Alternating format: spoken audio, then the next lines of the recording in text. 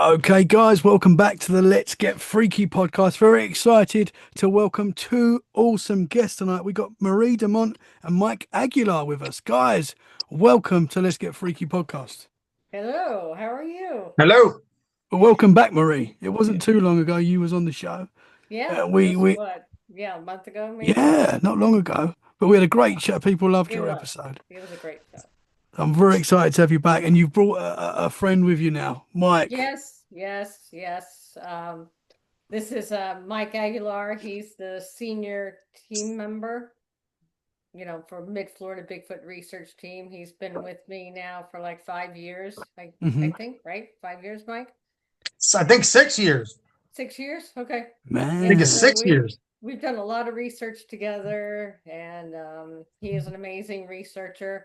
He's great at finding cool new locations and stuff. So go ahead, Tommy. Ask whatever you want. Awesome. Okay, awesome, man.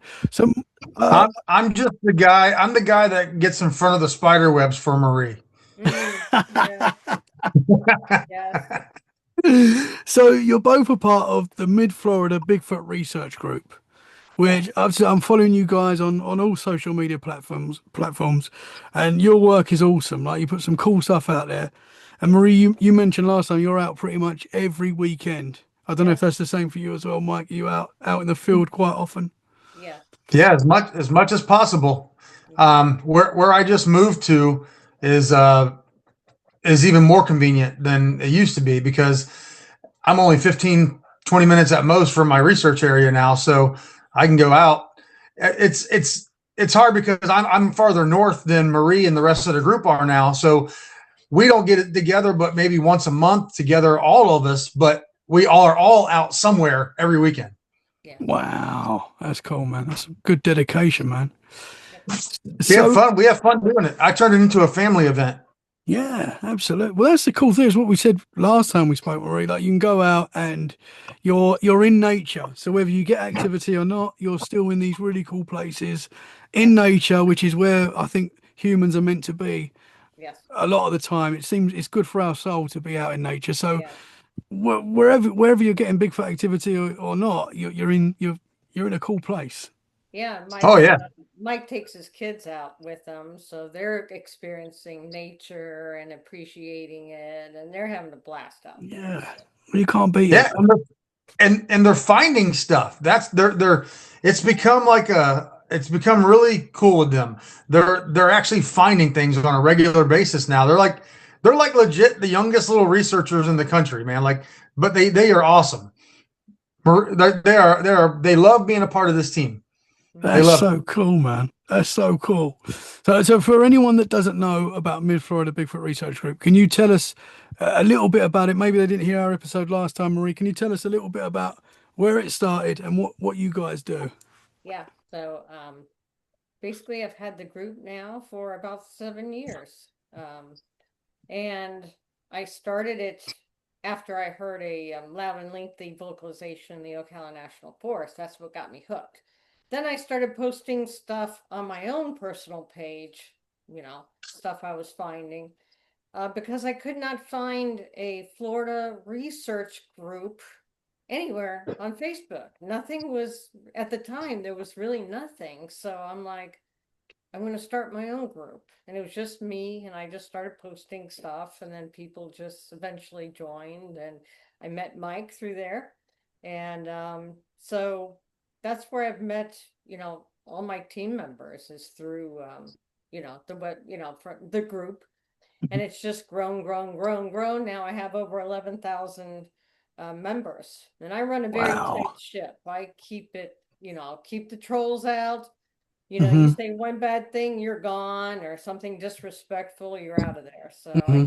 I run a tight ship, but I think that's what makes our group special and makes it different than all the others. And I Hmm. get people all the time saying, "Oh, we just love your group," because there they can actually, you know, they're not going to get ridiculed, right? Hmm. So it's awesome. Absolutely, absolutely. Yeah. It's awesome. Following it is fantastic.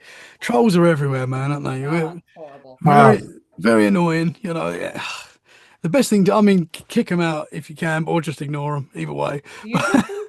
I get trolled. I get trolled. Yeah, man. Yeah. I get trolled. Yeah, sometimes it's good for you every now and again to get. I have fun with them. Yeah, I have fun with them. yeah. I just ignore it normally, but it is what it is. I think the internet's great in so many ways, but in so many ways for stuff like that, it's not. But there's nothing you can do about it. You know, it's just one of those things. People just like to go online and vent. You know, they've had a bad day and they want to take it out on us guys, I guess. But Yeah. it is what it is. Keyboard tough guys. Yeah, that's it. I wouldn't say it to our faces, that's for sure. Yeah. They No, definitely would never do it. So, yeah. But yeah, no, no, it's but all. I think what else makes our group, really, really special is that we do a lot with people. We do a lot of interacting with people. We have different times like down the Everglades every year. We do an annual overnight deal where last year we had 40 people drive an hour with us into the middle of the Everglades to go on a hike, Wow. and that's a lot of fun with that many people going into the middle of the Everglades. And we do campouts 3 or 4 times a year where we'll have 30, 40, 50 people come up and camp out with us. And we're kid friendly, so usually like me and my other half, Christina Lawhorn, she's on the part of the group too. And she'll usually go with me and we'll take the kids and go do a kid side. And then Marie takes the adults and we kind of split and give you both so that the kids can have fun with their parents, but the adults can kind of do their thing too while we're out doing it. It's a lot of fun. Oh man, it's like a family event. It's so cool. Yeah. So Mike, I'd like to kind of go to the start of your journey with this topic. Where did your fascination begin with Bigfoot? What was the start for you? Well, I was kind of in the middle up until 2017. I was just kind of like, maybe it's real, maybe it's not. I'd seen videos and Harry and the Hendersons and whatever. That was it. Great movie. But yeah, yeah. But in 2017, changed my whole life. I was going fishing about an hour from my house with my best friend. It was 6:30 in the morning. At that time of year, 6:30, the sun's kind of just starting to peek out over the top of the trees, just barely peeking. But we're going down this little road that takes us to a private boat ramp. And I've been down it 100 times and nothing. And I'm driving down the ramp or down the road, and there's a series of S curves in that road. And I come around the curve, and as I look up ahead, I see a dark figure just kind of coming up from the side of the road. And he's like coming from like across, and he's like actually be this way, that way. He's coming across, and he walks up to the road. Is just a dark figure, but he's up about 80 yards ahead. And as I'm coming around the curve, you can see to that third curve. And that's where he was coming up, right on the edge of that curve. And he comes up and walks right into the light that was just barely into the road. And he changed and he went to cinnamon color. And he was every bit of 7 foot tall. Hairy, 7 foot tall. The light was behind him. So picture you got all the follicles in the sun, making it kind of like stand out, illuminated a little bit. So you just see it. I couldn't see facial features. I just saw this beautiful figure walk into the road. His arms were down past his knee, and he did a perfect patty walk and looked over at me. And I came around the curve, and when I came back, he was already gone. And I'm like, what did I just see? You had somebody with you, right? Yeah, I had my best friend Jason with me, and he's like, what? And I'm like, you didn't see that? He's like, see what? I'm like, the freaking giant hairy thing that just walked across the road. And he's like, what are you talking about? Walked across the road. And I'm like, dude, there was something that just went across the road. And we got up and we stopped and looked down. He's like, well, you think you saw Bigfoot or something? And I'm like, I don't know what I just saw. But honestly, from that point forward, I couldn't even fish the rest of the day without thinking about it. That's all I thought about was this giant thing I just saw across the road on 2 legs. And I got home and I jumped headfirst into the rabbit hole and had to learn as much as I could and make sure that I wasn't crazy. Wow, man. So where did you stand on Bigfoot before that day? Was there an interest there? Was it on your radar or?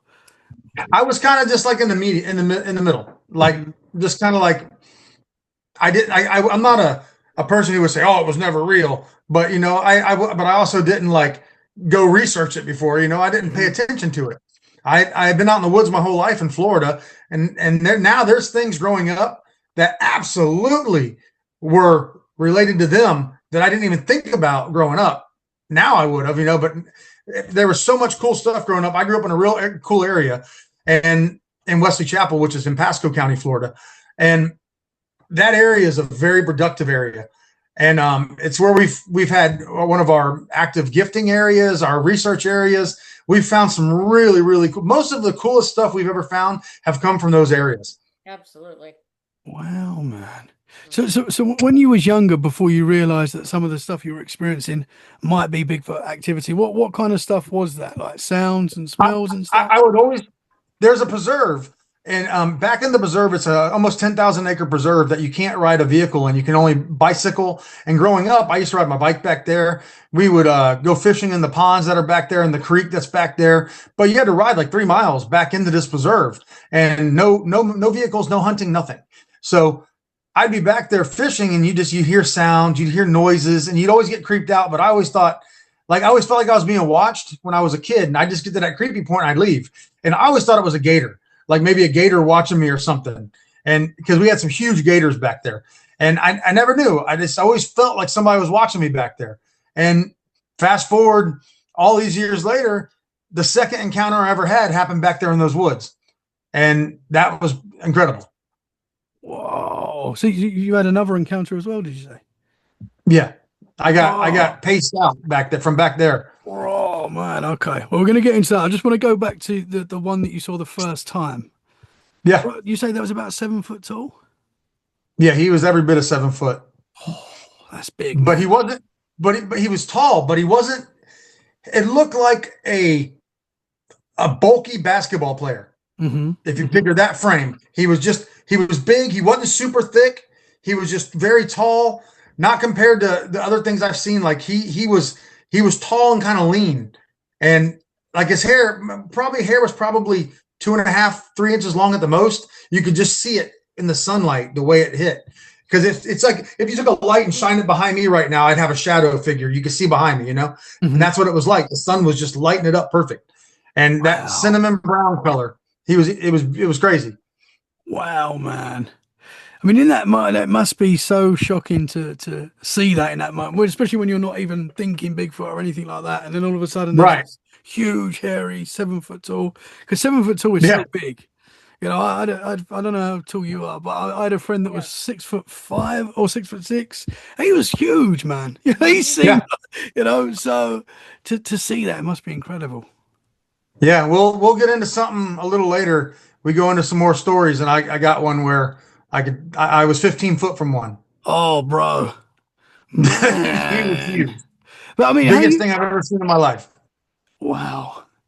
When you said about the fact that it looked like a big basketball player, so many people describe these creatures like that they're not like, sometimes you do hear stories where these things are like really wide, you know, 4 foot wide, you know, people say sometimes, but they're quite often, sometimes they're described as like muscular, tall, lean, you know. They seem, in Florida, it's tough because of our heat and humidity. mm-hmm. We don't have these big muscular creatures, you know, because they can't thrive.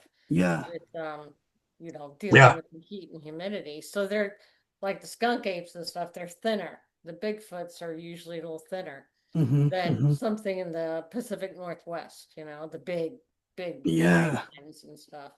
So. Well, and you think about the predators that are here versus out there, and like our predators are all smaller except for the gators. You got everything else is smaller. The cats are smaller, bobcats, panthers. Florida panthers are about 100 pounds less in weight than a mountain lion. So, and our black bears, we have some pretty decent sized black bears. I just found that out recently, but I didn't realize that we just set a new state record. Almost 800-pound black bear was killed. Whoa! I didn't. Yeah. So we've got some big bears, especially up here. My area where I'm at starts the black bear area for Florida, pretty much. Ocala's loaded with them. Man, do you see them quite often, black bears? Do you see them a lot? I've never seen one in the woods. I've seen probably about 12. Okay. All around Ocala National Forest. It's crazy. I've been out so many times and I've never seen one. I don't know how I've never seen one, but I've never seen one. Wow. No. But we were up in the Pacific Northwest when we all went up there for a trip together, and we saw bear prints everywhere, all over the place. That was humbling. You realize when you see the size of the prints that were there, you're like, whoa, okay, we're not in Florida no more. That's the grizzlies as well, right? Yeah. There's the grizzly bears. Yeah, man. Yeah. Yeah. We went up there. Brown we met up with William, with Bill Beeson. And the first day we're up there, they gave us a Jeep to drive around. And I'm freaking Crocodile Dundee with my big Bowie knife. And I think I'm fine. We're out running around the mountains and everything. The next day, Bill takes us out a couple miles up the mountain. He gets out of the truck. He's got a 50 cal on his hip. He's got an AR on his back. I'm like, Bill, what in the world? He's like, dude, we've got, 200-pound wolves and 1,000-pound grizzlies up here. I'm like, really? I've got a knife. Like, really? Bear spray? But, jeez. Man, I've seen that film. What's the film with Leonardo DiCaprio fights? Yes. The Revenant. The Revenant, great movie. That scene when he fights the bear. Oh my God. I mean, I don't know if that would happen because obviously he survives, but that's pretty wild. I wouldn't want to walk into a mama bear, that is for sure. No. Man. So, I mean, you've got, we spoke about this last time, Marie. You've got gators, you've got deadly snakes, as you said, panthers, and there's so much there that science will back up, Everything's out to kill you. Everything's out to kill you. It's like we are the Australia of North America. Absolutely. Absolutely. Yeah. So what was this second Bigfoot encounter that you had, that you said it charged at you? What happened there, man? Well, that preserve that I grew up in, before I met, this is kind of what led me into meeting Marie and all them, is I went out by myself. I'm like, you know what? I started kind of dawning on me. I'm like, after I had that Class A sighting and I started digging in, I'm like, this area I grew up in, I started thinking about all the weird stuff I would feel as a kid. So I'm like, I'm going to go in here. This is a super remote area. And it's also part of Florida's corridor. It runs right through the middle of the corridor. And all the construction that's going on around it has funneled everything into these preserves. So I said, I'm going to take and go into this preserve. I'm going to go in the deepest cypress hammock I can find where the creek runs through. And if there's going to be something back there, I'm going to go in the middle of the day. If they're nocturnal like they're supposed to be, I'm going to go in the hottest part of the day. In Florida, everything's more active at night because our summers are so freaking hot. And I mean, you got 95, 97 degrees and 80% humidity. It's horrible. So you'll all the time when you're walking through the woods, you're jumping deer and hogs up in the middle of the day. So that's what I did. I went in there middle of the day, rode my bicycle back there, and I was gung-ho. Like, I wasn't afraid of anything. I grew up here and I'm not scared. So I go riding my bike back there 3 miles in or 2.5 miles in, and then I got to get off and walk a half a mile. I'm all camoed out. I even have all my face done up. I'm stealthy and going in there real quiet. And I go walking in, and you got to walk down the trail. So the woods are on my right that I'm going towards. I get to the trail. This little trail is like a 4-wheeler trail size.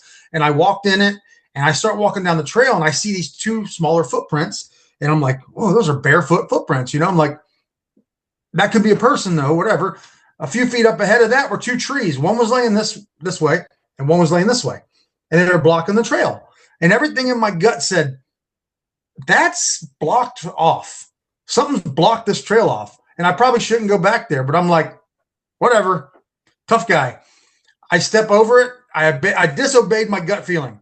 I stepped over it, took a couple more steps, and I found a 14-inch footprint back there. And then another one. And I'm like, oh my God, this is real, what I'm looking at, And about that time, I heard something crunch. There was not a wind blowing. It was hot, humid, in the middle of summer, no wind blowing. And I heard this thing crunch, and then it sounded like it used a tree about that big around to get up, and it snapped. And have you ever heard what something sounds like when it falls into palmettos? I don't know if you've ever heard that sound, but it's a super loud crash. Just when it crashes in. And that's what happened. I think it used it to get up, and it broke and fell into the palmettos. And I went, whoa. And it was only like 30 feet away from me. And I'm like I hadn't even looked yet. And about the time I'm going to go look over towards it, it sounded the deepest, scariest rumbling growl I've ever heard in my life. Just bellowed. It came bellowing out from over there. Just, oh, I'm like, oh, and like, whoo, made my hair stand up on my arm every time. You think when you can hear that sound all over again, and you felt it, like you felt it. And I didn't even get to completely look. I was like, oh, and I just said, all right, dude, I'm sorry. I'm going to leave. I got up and I turned instantly and started walking out. And I'm trying to do the butt clench walk, but not go too fast, But it was right there. And so I had to walk out. Now, picture I'm walking out and the woods are going to be on my left. And that's the side that he's on. So I'm walking out. I get to the main trail. I start walking down it and he's on my left. I'm walking and I hear, I'm like, I stopped. It stopped. I'm like, oh shit, dude. I at this point, I'm starting to get tears in my eyes. Like I'm scared. I'm terrified. And like, okay, I start walking, crunch, crunch, and then I heard another one, crunch, crunch. There was at least 2 to maybe 3 in there walking with me, and I'm walking down that trail, and I'm walking, continue walking. I kept hearing this funny sound, like just. And then a stick lands in front of me. It was sticks. They were tossing sticks towards me. They ran my ass out of there. They never hurt me, but they paced my ass back to my bike. I got on the bike and I have never pedaled. It was like a Roadrunner cartoon probably. I was out.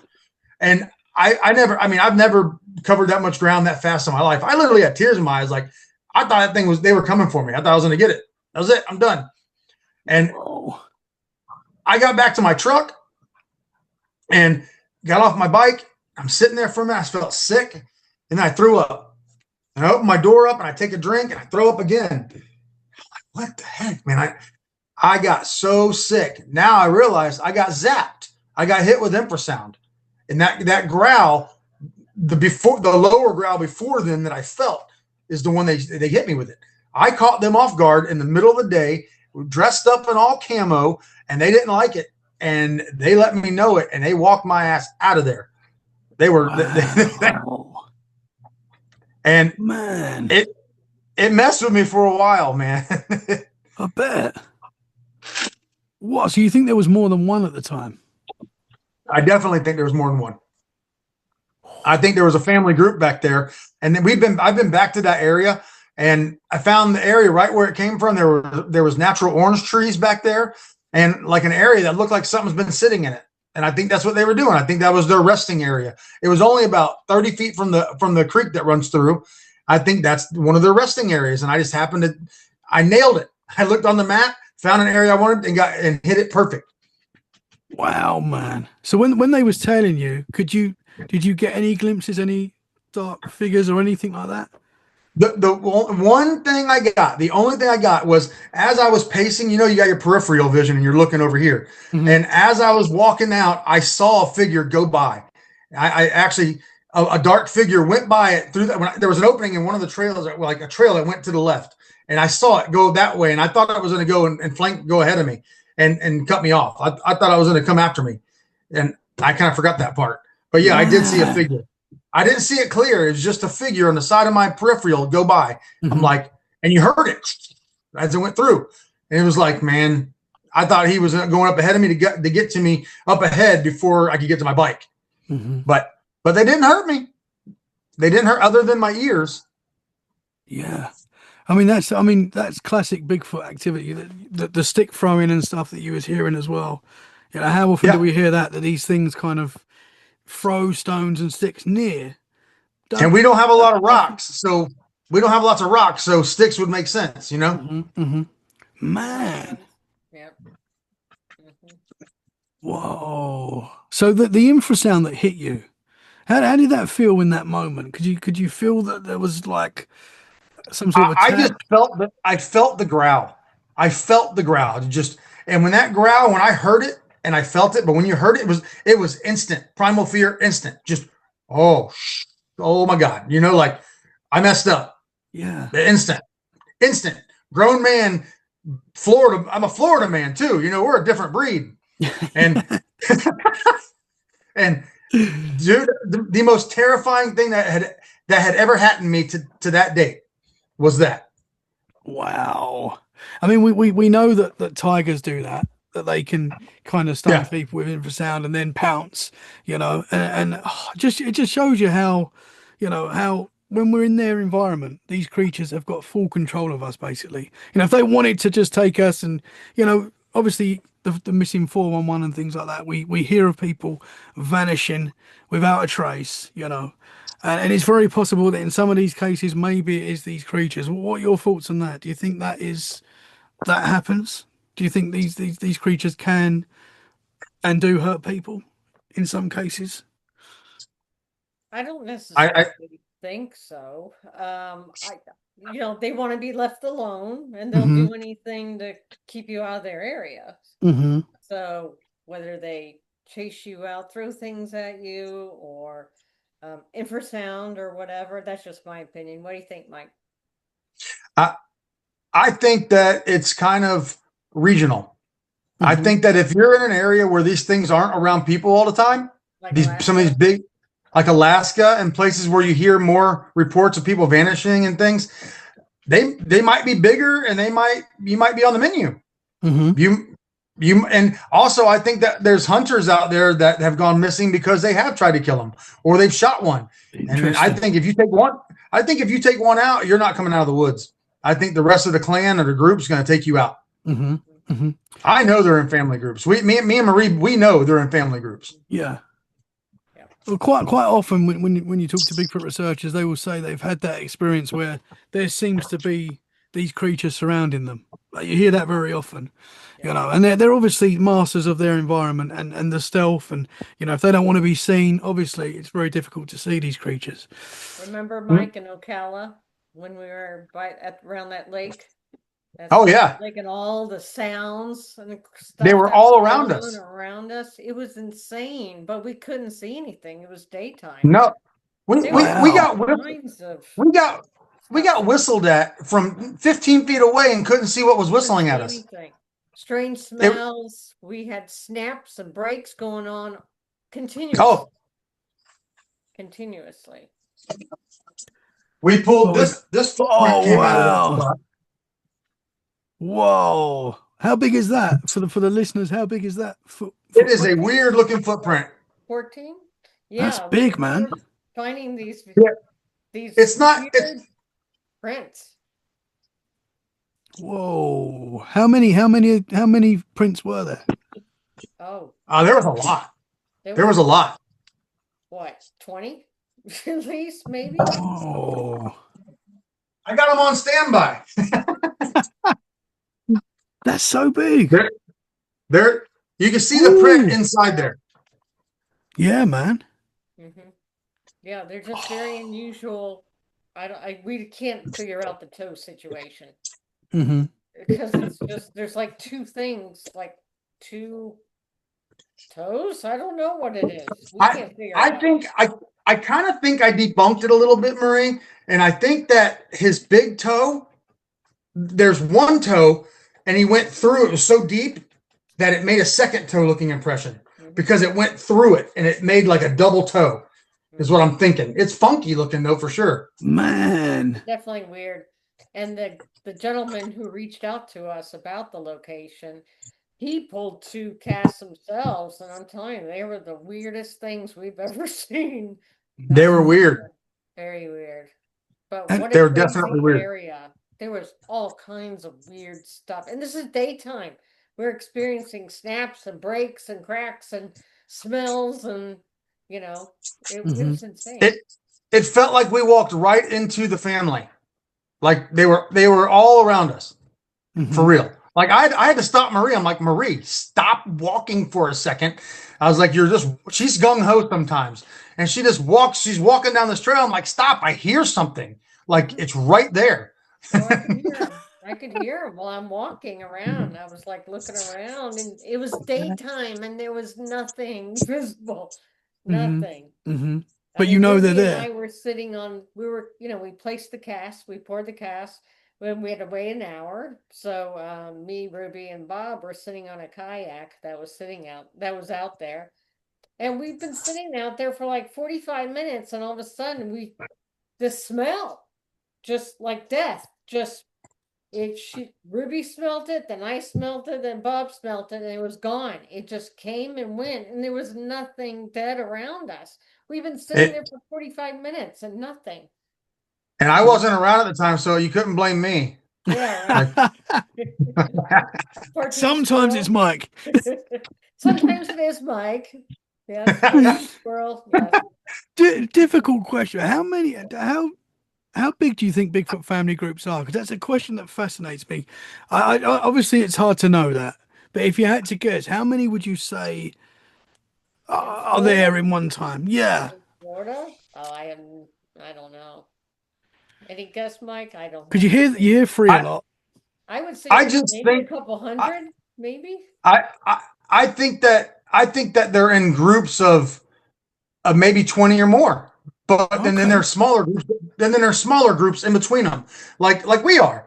Like if you were in an apartment complex and you have family groups living together, I Hmm. think that's how they are. And I think some of them are, and then the ones I think you have to worry about the most are the guys, the teenagers, or The the rogue 20-year-old males. man, Hmm. the 20-year-old male that lives by himself.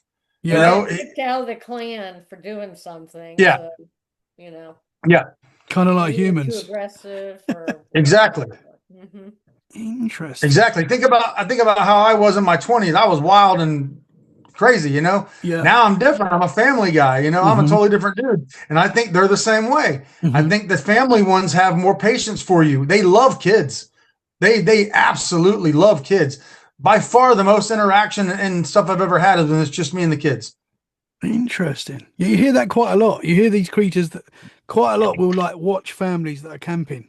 They seem to have a fascination with the family human unit, you know. Mm-hmm. Because Interesting, they're man. squealing, they got high pitched voices and stuff. Yeah. And they're playing around, so yeah, they'd be fun to watch. Yeah. Well, it's like when we see puppies and stuff. We're like, oh, it's Right, puppies. You can watch exactly. puppies all day, you know? Exactly. That's like Marie. I don't know if I told you, but just the other day over here, out at the where we've been going, Kaylin and Kylie get out of the car, and there's nobody there, and we get out and we start walking in, and we hear kids playing out close to where the gifting area is.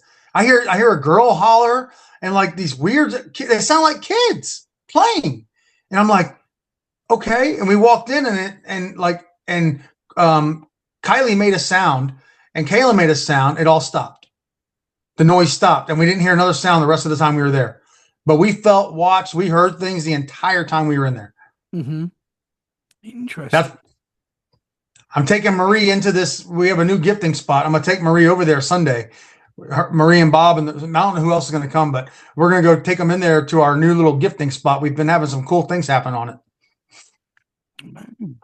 I think we spoke about it last time, Marie. Sometimes this activity with Bigfoot is kind of like the same activity that you get in like a haunted house. Oh yes. A lot of the stuff that you experience is very similar, you know? Yeah, like I just said about the thing in Ocala. Hmm. Daytime. All this cracking and all this stuff going on. You can't see anything. Hmm. You know? We're not saying it's paranormal or anything, but things like that just happen. Yeah. And you can't explain it. It's like, why? What is here that we can't see Yeah. in the daytime? You It's know? it's either these creatures are so skilled, which is very possible that they don't want to be seen.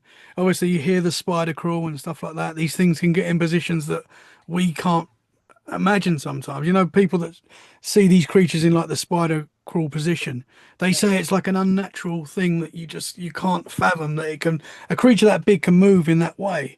yeah, So if they're doing that, it'd be hard to see that in the forest, I guess.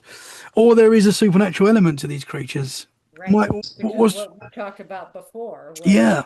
I think they do have supernatural abilities, and maybe it's cloaking, right? Maybe they can turn sideways and disappear or whatever. Hmm. Um, that cloaking would definitely explain the stuff that goes on that you don't see, you know? Yeah. So don't know. Well, there's that famous video. I can't remember the lady that recorded it, but it looks like the Predator. Do you know what I mean? Yes, I know what you're talking about. Yeah. That's the And that, Maccabee. yeah, that's it. It's the That's it. Maccabee video where his wife, they were hunting, they were in tree stands or whatever, and his wife was right in front of her. She sees this like a mirage thing, right? There's Hmm. nothing there, but she sees this thing reaching out to the next tree and pulling itself over into the next tree. And she Yes. got it. Yeah, it's craziness, but Hmm. that would be a perfect example of cloaking, right? Yeah, absolutely. So, And I'm pretty sure that was before like AI. I know yeah, now oh, if Yeah. definitely. Oh, if yeah, if that we saw was that a video long now, we'd time. be like, people would be like, That oh, was, that's AI, but that was before, I right? think it was about at least 15 years ago. Yeah, yeah. That's a So, very yeah, Yeah. interesting. I need to dig that one up. it's very I fascinating. don't know what it is that they're able to do, but we found hairs that are transparent that you can see through, and then you put light up to them and they're one color. You put them in the dark, they change to another color. Like so, I mean, they've got. I don't know if they're supernatural or what they are, but they have power. They have superhuman abilities. That's for sure. Hmm. Whatever they have, I've got blurry pictures that I've gotten from most of the time from recording behind me. I had areas that I would go into when I first met Marie. The area I would go into all the time. I got to the point where I would be followed. I'd hear them, but I'd never see anything. Never ever see something. And then I started recording behind me. I'm like, okay, I'm gonna act because whenever I'd had the phone up and I'd act like I'm recording, I would start hearing it. So I turned my camera around and had it aiming behind me, and I started recording the entire time I'm walking around like that. And then I went back and I have all these crazy little video clips and things moving and darting and moving around and shadows and like, but you never see them. But somehow the camera picks it up. It's really really weird. I don't understand it. Interesting. Was it is it Scott Carpenter that used to record to From put behind. put a camera on his Yeah, back? Was it Scott yeah. Carpenter? Have I got the I name think right? I think it is. I think I so. think it Yeah, is. and I'm pretty sure he caught some cool stuff that way as well.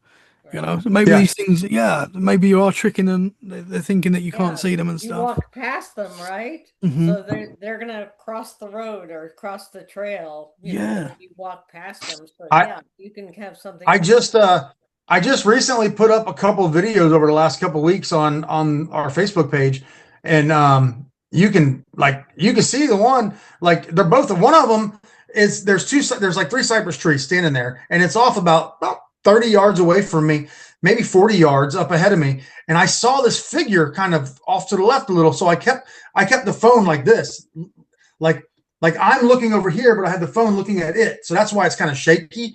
But I didn't want it to think I was looking at it. And you can zoom in and you can't get much detail. The only details you can get off of it is that it looks like a face or a head of this thing sitting between the cypress trees, and it's got white under its chin here. That's the only real detail you can see. It's got whatever it is has white under here, and it's standing about 6.5, 7 foot off the ground.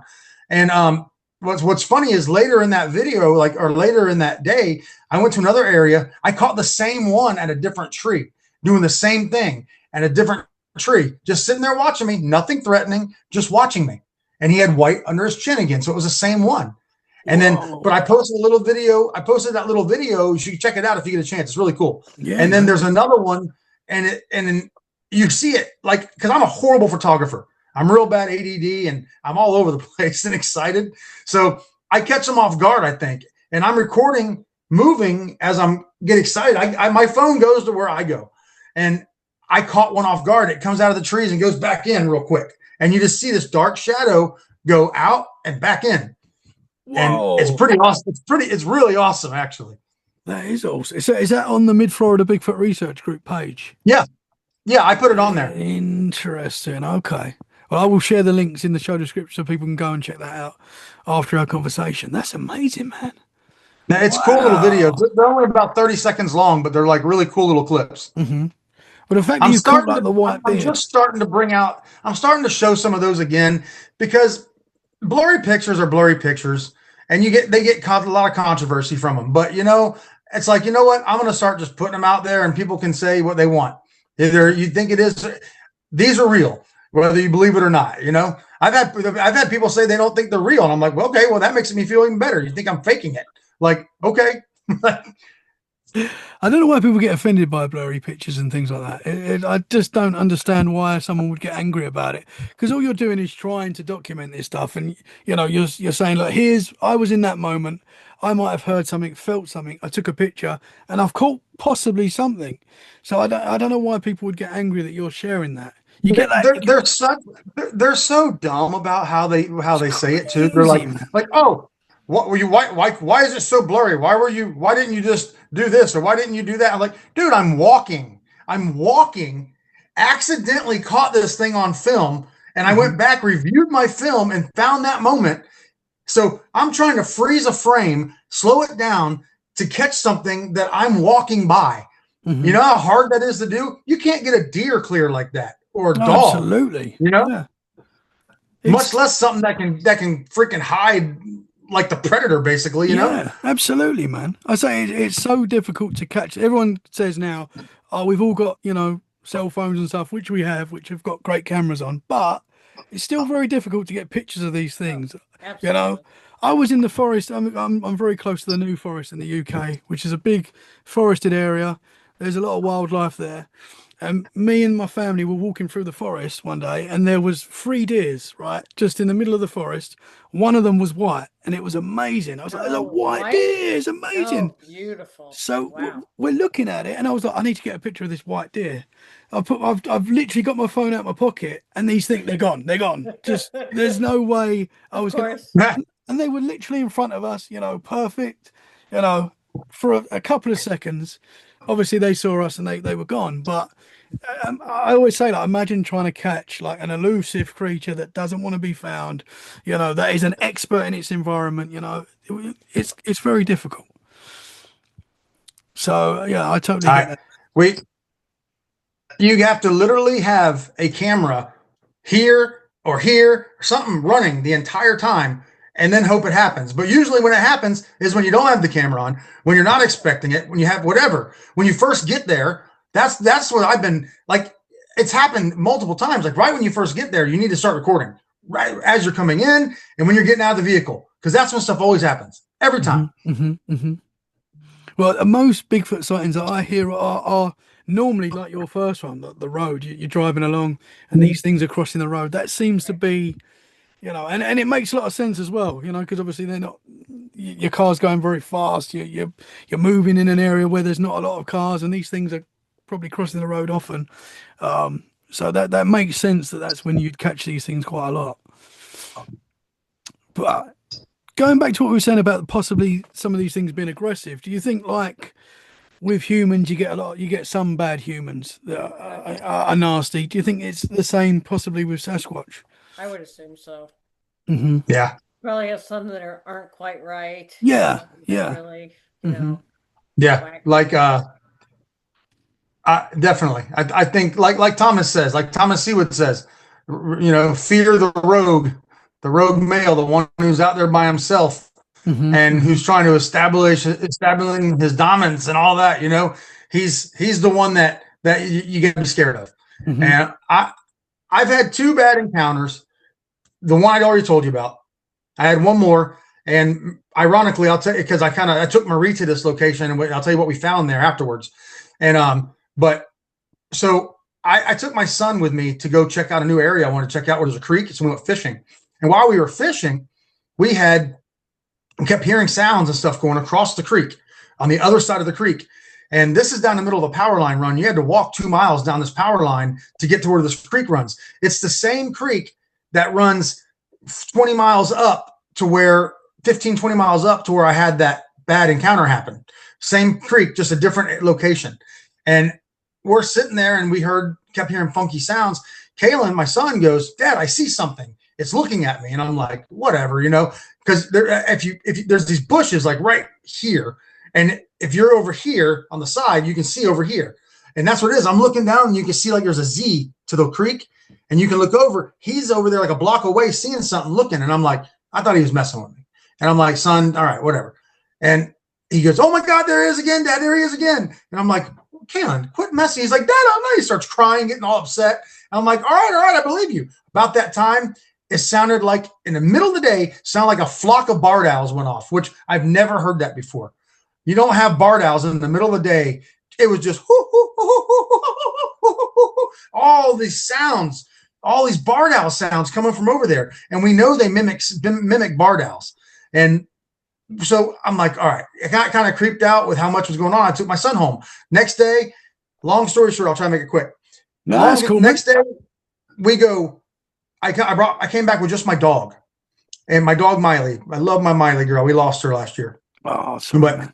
she was awesome, and she went with me. And from it was about a mile and a half to get to where the creek was. To go around it and come back to where we saw that was another 2 miles. So 3 miles almost. So to walk up and then back in. So they're really protected where it was at. Really hard to get to. The creek keeps you from getting to them. So I made it over there. We start walking around. I walked into an area and I found what I followed Miley's nose basically, and I found tree breaks. I found some footprints, and I get to this one spot. It looks like bedding area. It looked like a bedding area. There was 3 palm trees that were palmetto palms don't fall over easy, even with hurricanes. And these things were leaned over, and they were supported on each side by trees that had all the bark off of them, and they were supporting each side. So if you picture the root balls up in the air, and it's dug out underneath on one side, and it looked like something had been laying there, and on the other side there was palm fronds over and all bedding in there, like it had been laying under that side. So it's like 2 beds in one. So I walk out of that.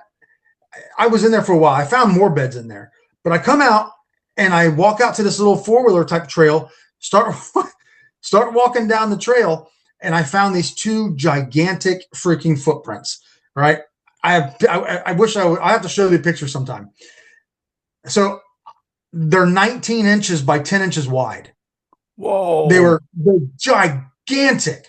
And they weren't on the there's like a little like a little 4-wheeler track that goes back into the woods back there, and they were off of it in the grass.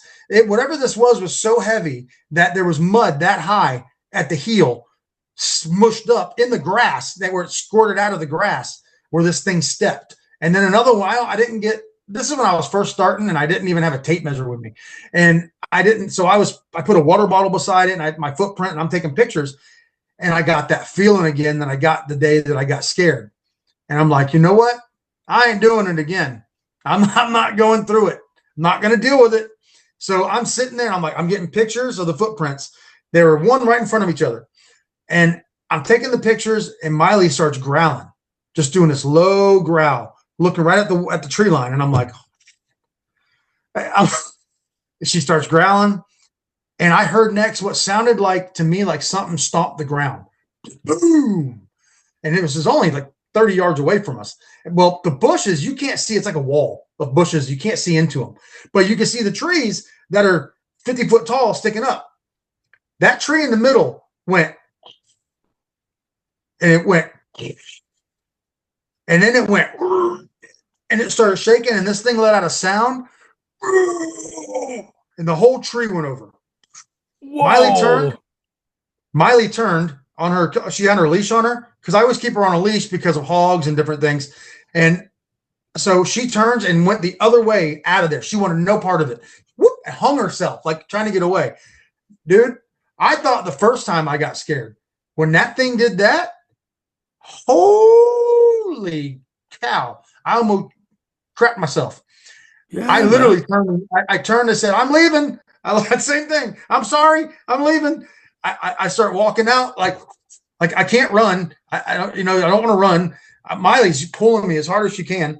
I got on the phone, called my best friend. I'm like, dude, I'm telling you where my body's going to be at if you can't find me. Like, I thought, I'm done, dude. That thing's pissed, whatever it was. I angered it. Anyway, I'm here, so it didn't hurt me. It bluffed me, is what we think happened. Mm-hmm. It ran me out of there, dude. It shook a tree that was that big around like it was nothing. And then that yell, and it went over. Well, ironically, about how long was it, Marie? It was a couple months later, wasn't it? That what? That me and you went in there and found the deer. Yes. Yes. I think it was a couple months later. Mm-hmm. Yes. It, that strange den area. Yeah, it was. Yeah, you can tell him. You want to tell him? It was the exact area. Yeah, we came across this area that had a lot of grass in it. It was all flattened out. I mean, flat. Like something's been moving around. There's this like strange kind of like a root ball den thing. And then we found a deer. How do you describe it, Mike? So the neck, it was, It was broken. The it neck, was, whatever killed it, it broke its neck. but it It was broke still its neck. attached. It was still attached. It was basically a hide and some bones, but a lot of it was hollowed out, like something has been laying there and just munching away or something. Okay, so think about in the swamp, all right, out in the middle of a cypress swamp, and you've got a deer carcass back there. Okay, nothing touched that carcass. Nothing. It was every bit of meat had been eaten off the bones. Nothing scavenged on it. So whatever killed that was so badass that nothing dare touch its kill. Mhm. And it had been sitting there for a while. Yeah. It was rank. It was But crazy. its neck has snapped to the point where when the flesh rotted off, it was detached. So it was separated. Man, and I mean, like for the skeptics, what would do that?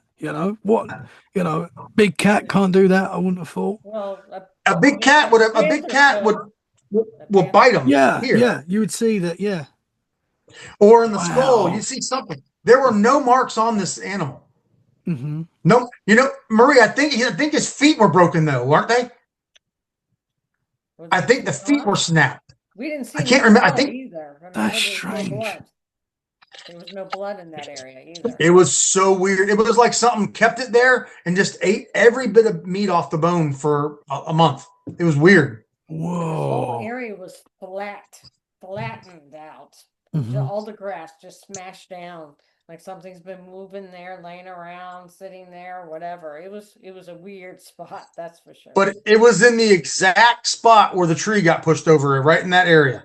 And he's like within probably 10 or 5 yards. It may have been the same tree. Who knows? But it was creepy. It was really, really creepy. Man, and I mean for your skeptics as well. What else can push a tree down? Nothing can do that. We also found Man. a couple goat skulls, remember? Yeah. Yeah. Yeah. Very close Little to little each other, pig, and there's no pygmy farms or goats. anything. Pygmy goats.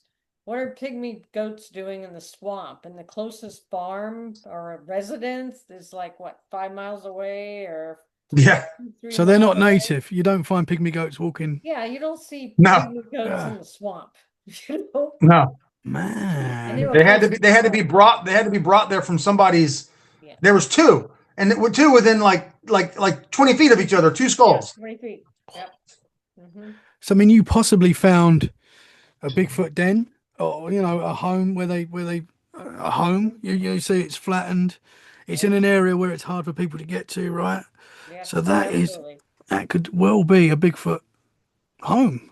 Yeah. Yeah, that's why I said I think that there's a family back there. I 100% think there's a family back there.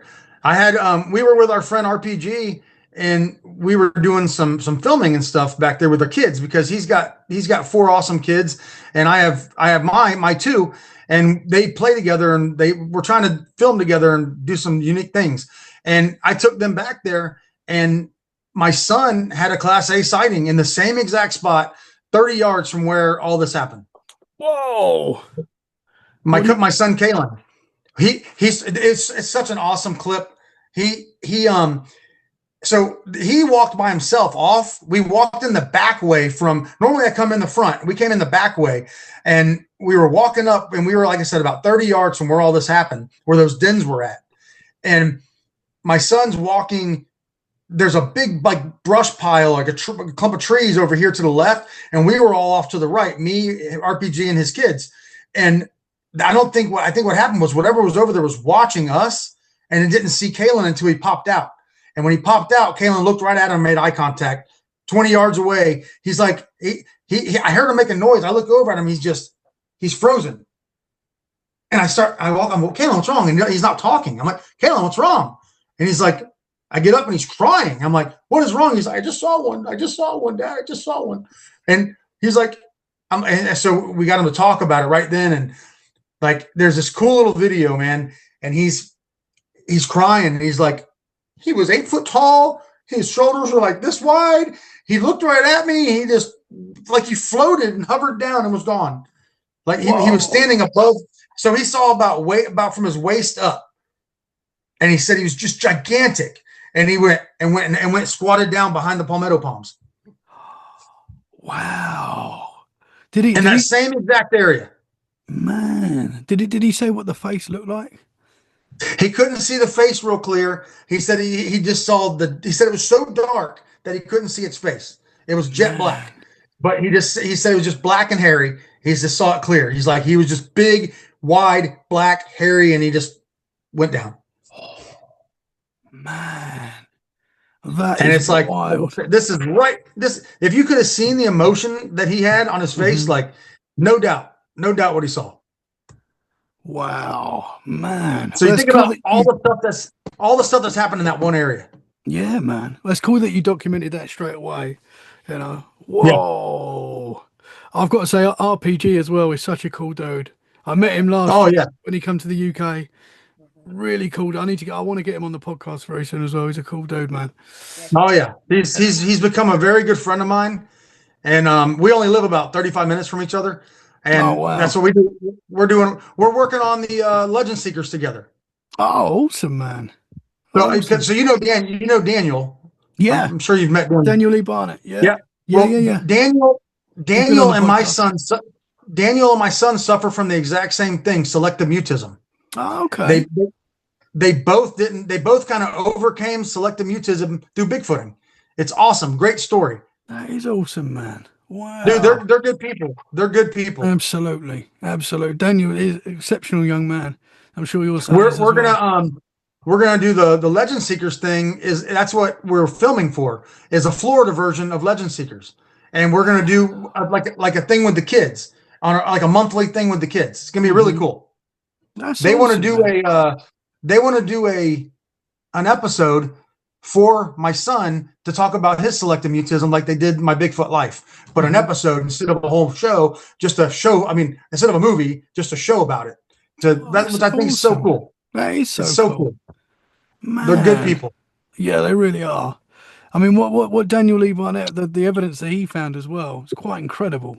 You know, at the age Yes. that he found it, and he's been on the podcast before, and I've talked about it a few times. But he found old ape DNA in the UK, in Somerset, which is Right. not far from me. It's very close to where I live as well, which is mind blowing. You know, but these Yeah, things they're that's reported all incredible. over the world. They're reported in all over Europe, all over the world. They seem to have been here for a long time. You know, as we say, they're in every culture, going back hundreds and hundreds of years. These things are reported. Wild man of the forest in the UK, the Right. green man, the big green man. You know, Mhm. so many different accounts, and they're describing pretty much the same thing. You know, Yep. these things have always been there in our culture. They've not always been called Bigfoot. Not everywhere calls them Bigfoot or skunk ape, but they're there, and that's what Right. fascinating, man. I've always been a believer of, what if they are from this planet? They're the ones that are from there. We're not. What if we're the aliens? Heard that theory. Because Yeah. because we destroy everything. We're not adapted. What are we adapted to on this planet? Nothing. These things, that beautiful hair they have, look what it does for them. Every animal on this planet has hair. It protects you from mosquitoes, bugs, the heat, the sun. That hair helps you to cool down. It helps you with so many things. And like, we walk out in the sun for 15 minutes and start getting burned. You know, Yeah. we get bit by mosquitoes. We That's so can't true. do nothing. You know? hmm That's so true. And we have to keep building technology, you know, and we're slowly becoming, we're going to start becoming a part of AI. And I know I don't want to go down the conspiracy route, but it definitely seems to be what is happening. You know, we need our cell phones to survive now. Yeah. And we're becoming more and more pushed away from nature, you know. And you're right, maybe And they're destroying it all, especially here in Florida. There's so much Yeah. development going on. All these It- new it's so bad. houses, and everybody's moving here from New York, and it's just, Mhm. it's bad. It's not good. That is They're heartbreaking. They're destroying wetlands, and they're filling them up, and they're building houses. hmm And Yeah. so we're destroying ourselves. Yeah. Yep. Yeah, man. It's horrible. Yeah. It's horrible to see forest land get destroyed. Yeah. And it happens in the UK. You know, obviously a beautiful forest will get knocked down and they'll build some, Yep. housing That's estate. interesting. That's Yeah, I didn't know it was going on there too. Oh I thought yeah, it was just happens us. here, man. Yeah, absolutely. In fact, where I live now, I've got a big forested area just behind me, but this whole where my house is was forest back in the 80s. This was all forest apparently. I didn't realize, but yeah, now obviously there's shops and there's houses and eventually they just push out and push out and push out and we need our forest, man. We need it. Yeah, It's as we said at the start, Yeah. it's so important to get out and when you're in the forest and you're in your own world and you can smell the trees and it's just amazing. It's what we're meant to be, I think. We're yes, meant to be absolutely. at one with nature. It's like pretty Always feel soon, better out in nature. Yeah. Marie, pretty soon you're going to have to drive to my area just to start finding where the forests start. You know, I Yeah. mean, we're going to Oh have a yeah. few, I think the green swamp's not, I think we have a few preserved areas that are going to stay there, Yeah. but it sucks. You got to look what you have to drive through to get to them now. You Yeah, know, hmm exactly. hmm Yeah, it's sad, it's man. sad. We need to save our Yep. forests. Obviously, we know we need homes, but we need to save our forests. Even And down in the Everglades, same thing. I mean, developers are just dying to get in there because Everglades is like 1.5 million acres. hmm It's all water, right? But they want to fill it in, build houses, build more houses in South Florida. It's terrible. It's yeah, disgusting. yeah, I don't understand. Seriously, like Florida's a beautiful place, but it's also miserable. It's miserably hot, Absolutely. humid as hell. E- Everything wants to bite you, eat you, hurt you. I, I don't know why so many people want to come here. Like, I mean, I I want love to it because come. that's what I grew up in. I want to come, man. But we, you got to come. You got to come visit, man. I would love to. I'd love to come In the out with you winter guys. time. Absolutely. Otherwise, yeah, it's pure hell in the summer. I'll put my Yeah, Factor 50 sun cream on. I'll yeah. find some We're shade. we have officially started swamp ass season. Mhm. Yeah. It's starting to get, I mean, it's hot. It's hot all year round, right? Where you guys are? We Yeah, we we have get an a little break. occasional cold front, but hmm other than that, like This was yesterday in my car, I get in my car, the temperature said what 96. It's like what in we March? actually had a cold winter. We actually had a really cold winter for Florida. Yeah, Really cold. we did. We had record freezing and snow. We had snow. We Snow. didn't see anything, but there was snow. Yeah, I think Wow. it somebody snowed saw a everywhere couple but my snows. house. It snowed everywhere but my house. Like, are you kidding me? Like, I was so excited. Yay, snow! Like, it snowed everywhere around us except my house. Yeah, we were Like, looking for flurries. Nothing, not even one. no, Wow. we had Marie, Ruby, and Bob staying the night at our house. We were doing like a sleepover with the group so we could all go out and go explore the area up here because it's a little bit of a drive. So we wanted to actually put some time into the area. So we all just did a camp out and we And went it out was at the night. coldest, and it was the coldest weekend. Yeah. Coldest weekend of the year. Yeah. Jacket. You had your jackets on. You had to wear your Oh, jackets. yeah, Oh, mask, yeah. everything, gloves. Woolly It hats. got down to like the 20s. It It was was like cold. 20. It Yeah. It was was like 20, legit. Mhm. Man, well, it just rains a lot where I am. Yeah, So I'll swap you. yeah. Of course. Going back to what you were saying about the hair, because I actually watched, I can't remember what the documentary was called. I'm terrible with remembering names and stuff, but I watched a documentary a few years back that was based in Florida, and they actually found hair that they didn't know what animal it was from, but it was see-through. So going back to what you were saying earlier, the hair was like a see-through, but it was actual hair. Yeah, And Yeah, like we have a hair. transparent. We yeah, have a hair. We found a hair is 10.5 inches long in a swamp whoa. where we have some other activity going on.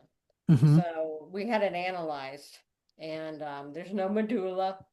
hmm It's 10.5 inches long. It's very similar to a human, but it doesn't fit everything about a human. It's reddish, blotchy, light brown color, but there's hmm no medulla. It's broken, had a broken tip on it. And Where he found it was cool though too. Where he oh found it was yeah, cool. I don't know how the heck he found that. It was entwined in some bark. on this dead tree. The reason why he looked there was because this tree, it was dead. It was lying, it was supported somehow. It was about 3.5 feet off the ground. There was a section that was about 2 feet wide that was all scuffed up. Like the bark was gone, it was all scuffed up as though something was crossing over this tree. And that's where he was looking at, was where the scuffed up part was. And underneath the bark and on top of the bark, he finds this hair 10.5 inches long. And, you know, we don't know what it is, but it was incredible. It's the same place where we've had Mind Speak, where we found these strange weavings and artifacts, 12 of them in this area. Wow, you're up to 12 now? 12. Wow. They are weird. They're so unique. And there's a path. It forms a path. So what is that? What is that? You say intertwined. What are they? What are those things that you found 12 of? Sorry. Oh, the artifacts. Yeah. Yeah, these are we have never found this before. And so we went to this one area we've been wanting to go into. And sure enough, we find these strange things hanging in trees between 5 feet and 6 feet in the trees. And they are long grass that have been pulled out of the ground and folded over branches. Or there's ferns that have been broken, because there's ferns there on the ground. They've been broken off, bent, and tied around these small trees. Whoa. 12. But they make things. It's like it looks like a piece of art. It's weird. It's bizarre. And what's interesting about them is in this where these weavings are, there's a bunch of deer rubs. We've counted 16 deer rubs where these 12 are. That was just a quick, okay, there's one there, there's one there. So this is a swamp. It's dried up right now. But normally it's underwater. Maybe that's their way of marking a trail, marking a spot where the deer like to pass through. 16 deer rubs, that's a lot. Yeah. In just a short spot, short area. And there was that big log that was over there that we said looked like a table. It was just a big dead tree, and it had a whole bunch of air plants and different plants pulled apart on it. And they were grouped. Lined up. Grouped. Yeah. And they're lined That up was on weird. this log. Like they're about to be weaved into something. Yeah, like they're going to make something out of it. Yeah. It's craziness. In this area, there's no hunting allowed. So it's not like a hunter went through there and did it. Of course, it could be humans, but this is just bizarre. This is absolutely freaking bizarre. That's just grass, long grass, pulled out of the ground, root and all, and hung up 6 feet up in a tree. And we think it's lemongrass. If it's lemongrass, like Thomas said, it looked like lemongrass, and that they're drying it out. They're hanging it to dry, and that they use it for their teeth and other things, that they use it for medicinal reasons. Yeah, it's the craziest thing one of the craziest things we've ever found. Wow. It's weird. Yeah, so we had Mind Speak there, the hair, 12 weavings, and the thing with the orange. He had an experience with the orange and Mind Speak. So this is a strange area. And there was another place the first time that we went out there. Ruby was with us, and we were hearing kind of like what happened to Ocala, where you hear cracking and you hear stuff all over around you. You can't see anything. And then we find all this strange stuff. So we don't know, but it's fascinating. I have to finish going through that area. We still haven't gone through the whole area. There may be more, but we're up to 12 now.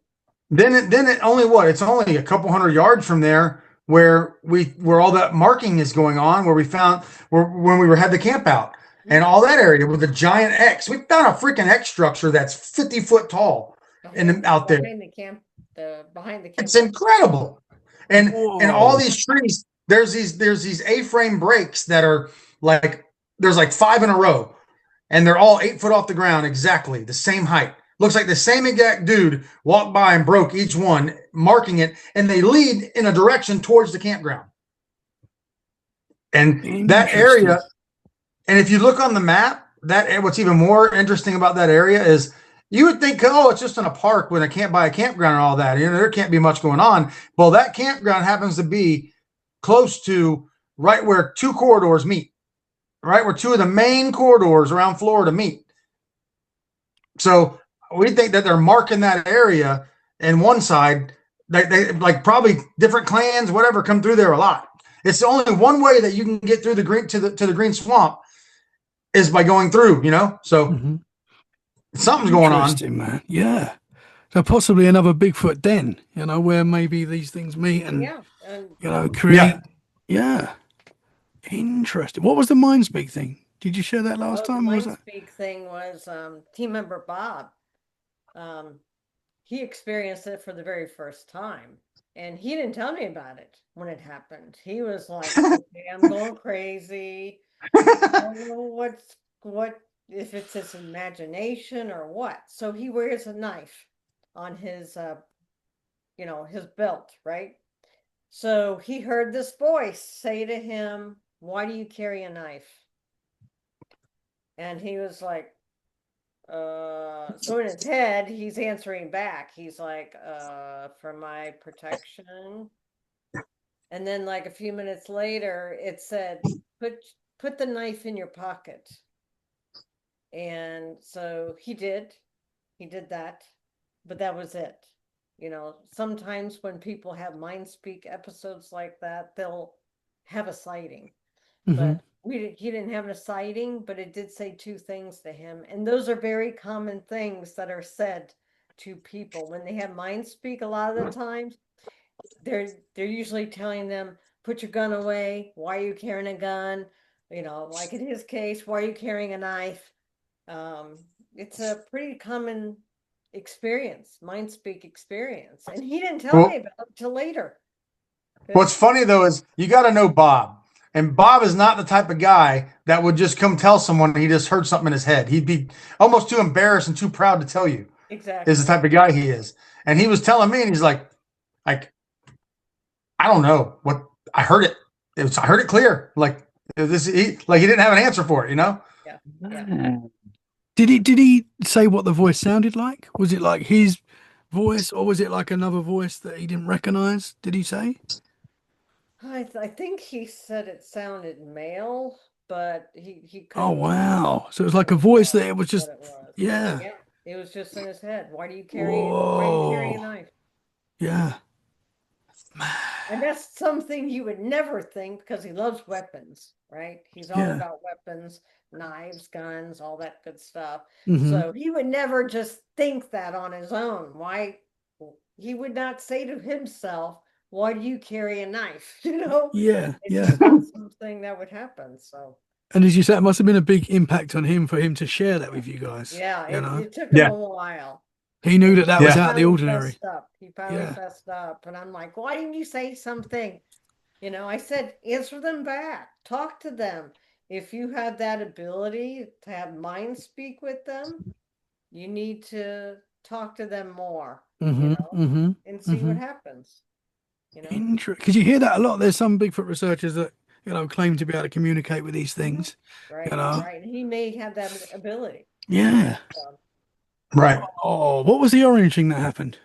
That you oh, said the there was. orange thing was, um, he did an experiment. He just did for the heck of it. He had an orange and he took paracord and Mm-hmm. he tied it around, around, around. He double tied it. This thing was tight. You could swing it around. The orange was not going to get out of the rope. It was double, triple tied. And he took the paracord. He put a loop on the end of it. He used his hiking stick. There was a pine tree that had a short dead branch hanging off of it about 8 feet high. So he stuck this orange using his hiking stick. He looped it on this dead branch sticking out. So for us, it was way up there, right? So a week later, we go back there to check the orange. The orange is gone. It was taken off that branch without breaking. Something untied it, took the orange, and then wrapped the paracord on the ground like a garden hose. Wow. It wasn't just like on the ground. It was Mhm. curled up on the ground like a garden hose. Whoa. And that was crazy, but there's no footprints because the ground, the substrate's too hard and there's pine needles and stuff. Hmm. But that was amazing. It's like, how did something, something that tall to take it off the branch without pulling it? A bear, if it was a bear, it would Hmm. just hold it down and broke the branch, right? Yeah, yeah. No, it was taken off the branch, just like he put it on the branch, untied, orange taken, and the rope was coiled up on the ground right underneath it. Interesting. Mhm. You know, animal could look. No Right. animal that we know could do that. Like they Yeah. wouldn't do that. Exactly. Wow, Exactly. man. It was cool. So all those things in this one area. Hmm. Not a coincidence. Yeah. You know? Do you guys keep the area a secret? Yes. Yeah, yeah, yeah, yeah, yeah. Right. You obviously You, you get loads of people going there if you was putting it out. man, we're going through it. We're going through it right now. Like, it's ridiculous. What it's like, you think fishing spots are bad. Holy cow, man. Like, I mean, it's incredible. Like, I just had someone the other day like reach out to me and be like, hey, I noticed in one of your pictures that this spot that you've been going to, and I'm like, okay. He's like, I think it's this spot. Oh, by the way, I found your gifting spot. And I'm like, what the hell? I just wasn't expecting it. Turned out to be a nice guy, and he's just by himself, and he's not doing nothing. He just wanted to go into an active area. It is what it is. But like, he found your gifting spot? yes, Holy crap. one of them. Mm-hmm. But you do try to like, keep them, yes, all Mhm. Bigfoot Yeah. researchers That's keep their understandable. spots. I swear, people are watching the screen like this, like, okay, where we at? Okay, okay. I know that tree. I know that fence. I like, are you kidding me? Yeah. I get it. I get it why But you have to keep it because I imagine it would be crazy if people a high active area where you're getting a lot of activity, people are going to go there, and yeah, it wouldn't be good for what you You want guys are doing. people in there chomping around and Yeah. doing things and Hmm. playing around with things Yeah. Yeah. just right, to mess with you. Hmm. Hmm. Yeah. It would This just is you know, destroy your evidence. it's Yeah. hard to we're find we're we're places like that. Hmm. we are extremely respectful. Like, since I didn't even get to kind of go into that yet, but I told you I had two bad experiences. Okay, they were both my fault. 110% they were my fault. The tree and that other thing I got paced out. I was all camoed out. I was stealthy. I was in there in the middle of the day when they were trying to relax. I walked in, like Thomas said to me. Thomas Seawood said, how would you feel if someone walked in your back door without knocking? They just walked in, opened the door and walked in and sat on your couch. He's like, respect them, talk to them. And that's what I've done from now on. I've made myself a sound that I've heard them make. I made my version. All it is just a simple whoo, and it's just a deeper, louder version. I've heard that sound all over. You'll hear when you walk into an area, you'll hear whoo, and you hear whoo, whoo. Like they'll do it with each other. Hmm. I think it's kind of like marking. I'm here. I'm here. So I started doing that. I walk into a place right before I walk in the forest. Whoo, I'm coming in. Hmm. And then I'll talk to him as I come in. Hey, I'm coming in. I've got my family with me. We're not here to hurt you. And since that's happened, I haven't had any infrasound. I haven't had that scary, aggressive feeling. When you walk into an area and your hair stands up and you're like, oh, I am not welcomed here. Hmm. And you start talking to them. I've had it happen a few times, but you start talking to them. Hey, I know you guys are here. I'm not here to hurt you. I'm just with my kids. Look, and my kids will start talking to them and you feel it go down. It's the weirdest thing. You feel all that go away. And it's like they're okay. He's not here to hurt us. He's okay. Hmm. It's weird, but it works. I swear it works. It's like the intent, your intent. Yeah. Right. Right. Interesting. Mhm. They don't like hunters. So if you look like a hunter, they think you're a hunter. You know? Yeah. Well, I guess if they've been shot at and, you know, threatened in the past by hunters and they recognize that look. Yeah. Yep. Yep. I Interesting. think we've been hiding secrets for many years. We've killed lots of these things over the years, you know, especially North America, everywhere. Everywhere that's been settled, we've had to kill these things and they've covered it up for whatever reason. You know? Yeah. Yeah. Have you had any more sightings yourself? Have you seen?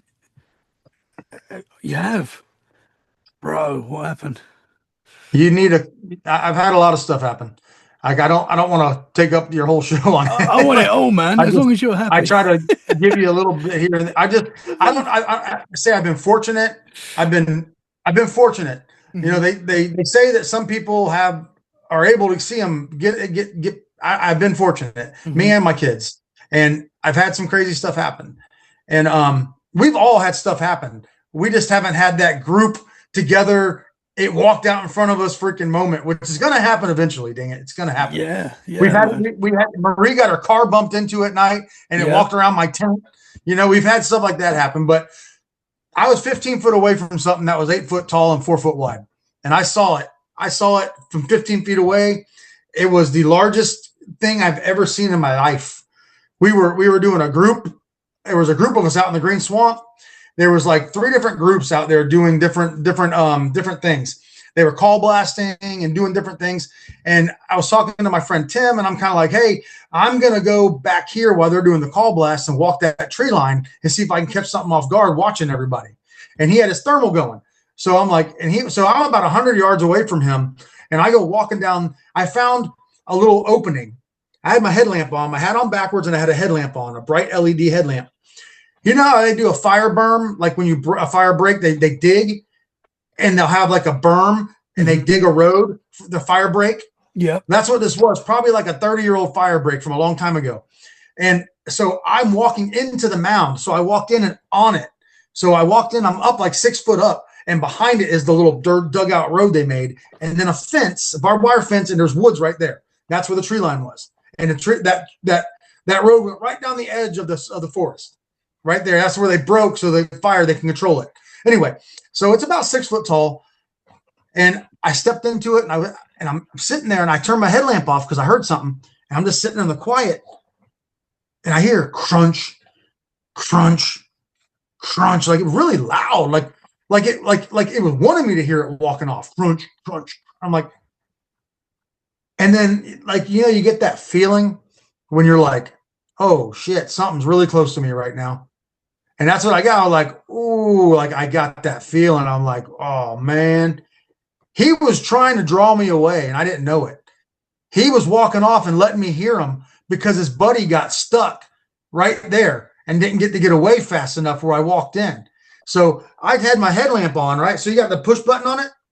I pushed the button and I turned and I let go of the button. And it was 15 foot from me right there. And I went, ah, and I hit the button and turned it back off. I got so scared. I went, ah, I turned the light off. And I came out, fell and slid down the way out. And dude, it was that quick. But I got the clearest picture of one of these things I could have ever wanted. It was his back though. It was from about his back of his back, lower back up. And so a figure of tree is about that big around. And there was a branch going across like this, a pine tree. And he was standing there with his back just like that, never moved. And he was black, coarse hair. My LED light, when it hit him, it lit him up. Boom. His skin was purple as black and oily looking. But it was he almost looked like he had hog hair. Have you ever seen hog hair, how it's coarse like that? It looked almost like hog hair, but his skin was purple as black. Whoa. And it was only for a second. It was bam. But man, I swear to God, this thing's shoulders, his back, you can see the muscles in his back. Like he had a gap between his back. Like it just lit him up just for that. It's like I sit there and I'm like, oh my God, I was that close. I could have walked over and goosed him if I wanted to. But your brain, man, your brain, you can't control what your brain does. You know, I'm like, oh, and I can't. I went out. I'm like, why did I leave? I was right there. But this thing was freaking huge, like he Man. was monstrous. Yeah. And I went back, I come walking out and like, I get back to Tim. Tim's like, "You okay?" And I'm like, "Yeah, no. I just saw one. It was right there." And I'm like, "Holy, it's huge." And I'm like, "Did you see anything on thermal?" He's like, "I didn't see anything." He went back and looked at the film, and there was a heat signature there, but it was too far away. You couldn't see any detail, but you could see a heat blob right where that tree was. Wow. Man. That's the closest I've been. Whoa. I mean, who knows what would But happen if you kept the light on and you'd walked up. You don't know what these things are going to do, right? yeah, you don't But know. I don't know. I don't know. that's But wild, man. that thing was freaking huge. I know that. I mean, when people tell you they're big, you don't realize how big Yeah. until it's big, big. Man, that is wild. I mean, I know in the Bigfoot community there's a big debate whether these things are more ape or more human-like, or more human. Where do you stand with that? Do you think there's a mixture? Like, Mixture. I think it's yeah. a mixture. Hmm. Skunk apes. I think Marie, right? And you say the skunk apes are a little more primal. Yeah, We think there's two. they're more primate-ish than something like a Bigfoot. Hmm. Because the reports are very different from South Florida versus our area or North Florida, very different. Hmm. And they seem to be more primate, whereas the That not Bigfoot, quite as not quite as intelligent. A little more right, aggressive. very aggressive, yes, right, agreed. Like they're not thinking things out like the Bigfoot or Sasquatch do. Like Hmm. they seem like they're a little different, Yeah, and they seem to look a little different. More animal. They yeah. look more. They They've been look and act reported. more animal. They've been Hmm. reported to be thinner, less hair, and of course they have 4 toes versus 5 toes. So, Hmm. Hmm. but Interesting. even they don't make like typical Bigfoot structures. They're very hard to see, to find, but there's been many reports of them. Hmm. And in the Everglades, of course, on some of the Indian reservations down there around Lake Okeechobee, same thing. A lady was driving down the road and a skunk ape fell in front of her car because he was on a branch in the tree and it broke. And so he landed right in front of her car. She had to slam on her brakes, and the skunk ape looked at her like it was like, oh crap. Yeah. Oh my God. Like it got Whoa. caught and it Yeah. took off running. But yeah, it was on a branch and it broke, fell right in front of her car. Man. Well, Marie, remember when we had David Shealy out at the main gifting spot? Mhm. We had David Shealy with us, and the first time we took him into the main gifting area That was where the main we gifting. Yep. Hmm. and we're back there walking, and it sounded. I just remember hearing the sound like the loudest crashing sound, and from 30 foot up in the air, a branch that was green, and that big around and 15, 20 foot long, just came crashing down to the ground. No wind blowing, nothing. And we're like, what? And then what we find, Marie? 30 feet away, 40 feet, 50 feet away. A hog. A hog in the grass. And you went up to it because you were Yeah. trying And to he couldn't go see. nowhere. Yeah. It was The just hog had 4 broken legs. Whoa. So Oh that tree man. came crashing down. We're with David. That tree comes crashing down. We're 50 feet away. We find that hog with 4 broken legs on it. It never seen that freaked David out. David's like, I've never seen anything like that before. That's weird. As a hunter, you don't see that. Like you don't see a hog. What else would do that in the middle of the forest? Break something's legs. We think we interrupted something. We think he was watching us from that tree limb, was too heavy standing on it, and it came crashing down. This is what we think happened. Man. It was freaking wild. Maria, I might have asked you this last time, but do you think the skunk apes and Sasquatch integrate together, or do you think they have like I their don't separate know. areas? I think they're separate. I think they're totally separate. That's just my opinion. What Hmm. do you think, Mike? Yeah, I think I kind of think the same. I don't, not to say that they can't be in the same forest. I think they definitely could be in the same forest, but I think they definitely mark things different and that they keep their distance from each other. I would think, The Mhm. skunk just from apes, what we've, yeah, the skunk apes seem to be in very watery areas like the yeah, Everglades or the St. yeah, Johns River, or like your area, Mayaka. Winnemucca. That area looks just like the Everglades. Very marshy, wet. The skunk apes seem to, Mayaka, they all seem to hang around very watery areas where Bigfoots, I think, are more into the forests and woods and drier areas. Which would be a good reason to why they stink more with Mhm. all the gases and everything, the swamp gas that comes out, That you know, mud, all the methane gas and everything. yeah, the Mhm. So it could smelly be a good mud. reason why they stink more. Yep, yep. Mike, have you had any other close encounters where you might have seen a face or anything like that with these creatures? Not a face. I haven't gotten close. I have a picture that's blurry, but I see it. I see it Mhm. clear as day. And it's what's funny is I took that picture before I had the other incident happen. Like it was off of a video. I just happened to catch a clip. And what it is you see him. But he's doing this with his mouth. He's Okay. just sitting there with his tongue. He's just going. But Yeah. you see, it looks like his shoulder, and there's a bush here. Okay, so he's like this, and all you see is. Okay. But he's got that same purple skin that I saw on the other one. He's got that purplish. He's got black hair on his head. That's the closest face I've seen. He's got his hair comes up to here. Like I said, it's some people see him. Can you see what you're looking at? Some people can't. They say it's just a blurred picture. I see it clear as day. Mhm. But I can see his ear. I can see his nose. His nose is more human, look, kind of like mine. A little bit of a I always joked when I grew up like a pig nose. Like a little bit of a wider type of nose and a rounded more nose. And but he was doing that with his mouth. But he was purple again, like that purplish black, like Aborigine color. Mhm. Mhm. Mhm. That's the Interesting. closest face I've seen. Okay. So for the listeners, that he was like pushing his tongue against his cheek and Yeah. pushing it out. Yep. Yeah.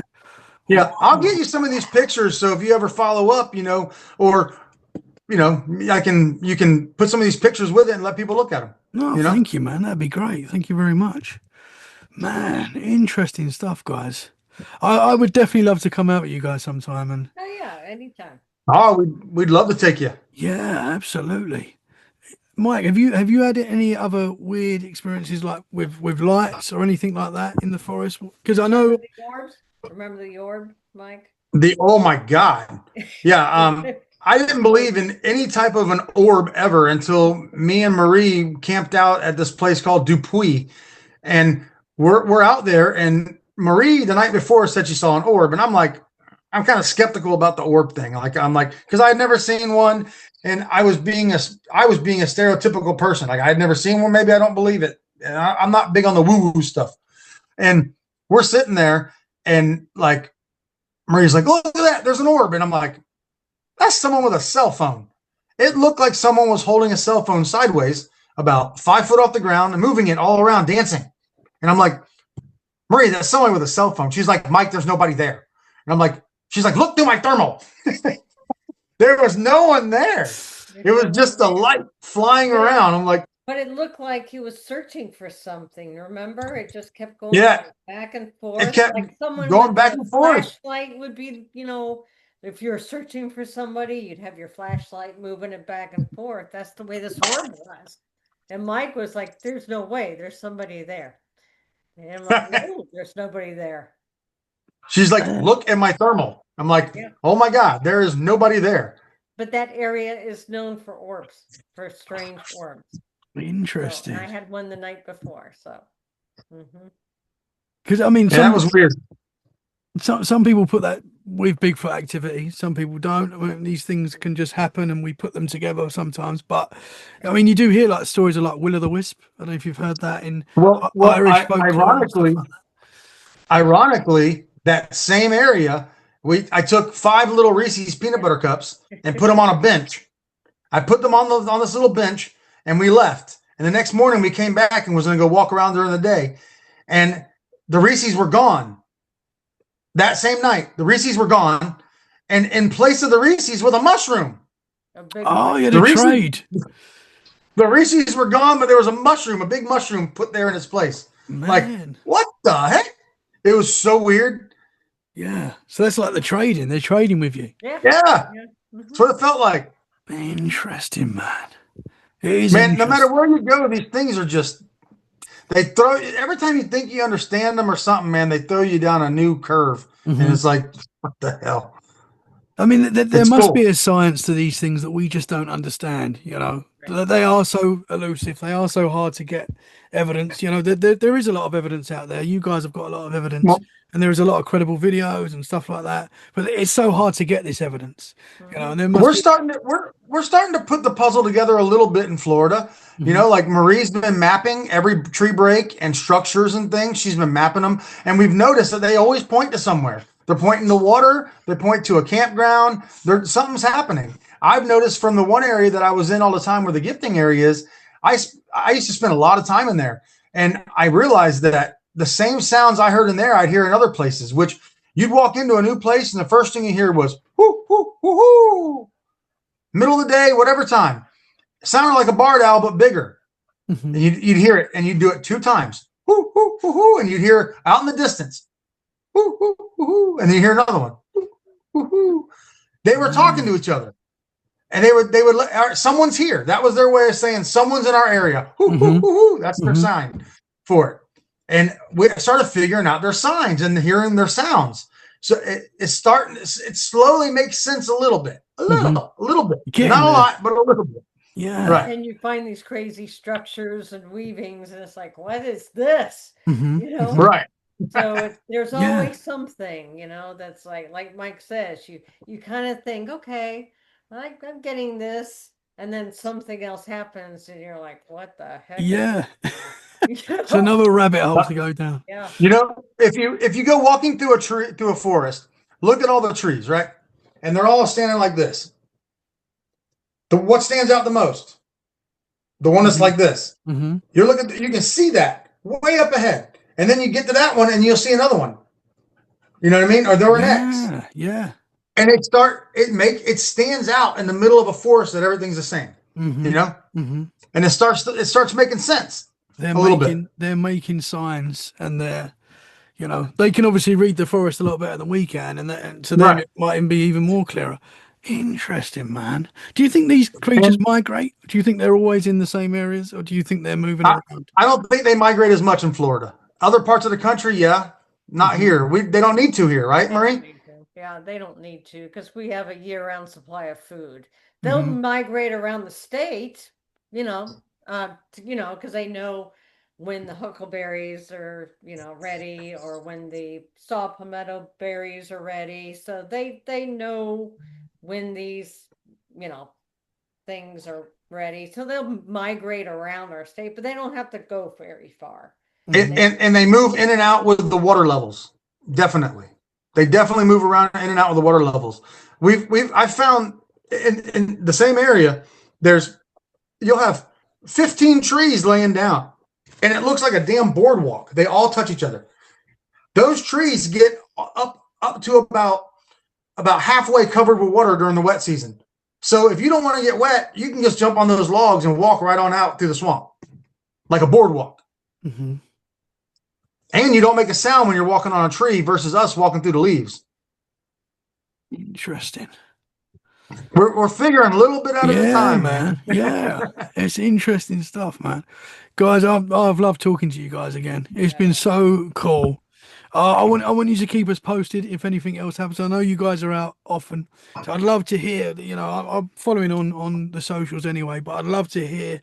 I'd love to talk to you guys more. Basically, thank you so much for it. It's so interesting, man. There's so much to this Bigfoot, and obviously there's Skunk Cape. There's all sorts of different things going on, but it's fascinating. Well, you have to have it back on again soon. Absolutely, I'd love to. I've got to ask you, Mike, quickly before we go. Have you had any other weird paranormal experiences? Ghosts, UFOs, anything else strange? The only thing I can say that I had possibly was a UFO type of thing. And that was when I was in my 20s, when I lived at my over in Pasco County. And I came home. I used to be a security. I used to work security at a nightclub. So I got home always like 3, 4 o'clock in the morning. And I got home and I just closed my truck and I was about to walk over. I lived in like a little shed looking thing on the back of my mom's property for a while, like when I was young. And I'm walking over to it and I heard this kind of like funny sound, like just like air blowing. I looked up and I swear to God, it looked like a B-52 bomber above me. That triangular, almost B-52 bomber, only about 200 foot above me in the air. And it just was moving. It was black, but it was like the color of like, it looked like a bomber, like a B-50. Like it was that like that matte black shadow just going. It never stopped and just kept on going. Like, what the hell was that? That's the only thing I've ever seen. But I still to this day don't know what the heck. I just always said maybe it was military or something. I saw something very similar to that like 5 years ago at a friend's house in Brandon. Yeah. Oh, really? V-shaped craft, black, just gliding over her house, maybe about 300-400 feet over her house.